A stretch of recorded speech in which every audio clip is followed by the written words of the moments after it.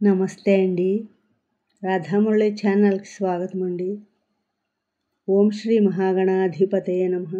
ఓం శ్రీ గురుభ్యో నమః. నమశివాయ చ నమశివాయ. శివానందలహరి 10వ శ్లోకం అండి. నరత్వం దేవత్వం నగవన మృగత్వం మసకచ పశుత్వం కీటత్వం భవతు విహగత్వాదిజననం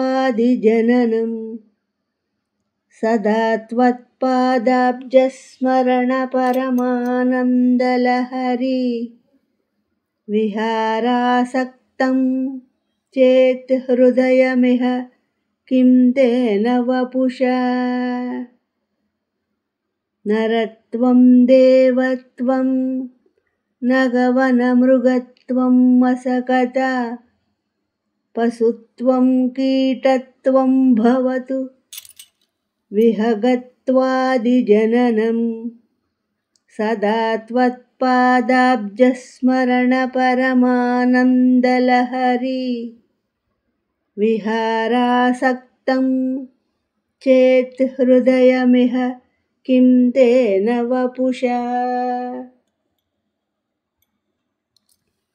ఈ శ్లోకం యొక్క భావం అండి. నాకు నరుడుగా, దేవతగా, పర్వతముగా, అడవిగా, మృగముగా, దోమగా, పశువుగా, పురుగుగా, పక్షి మొదలైన విధంగా జన్మలు కలగవచ్చును.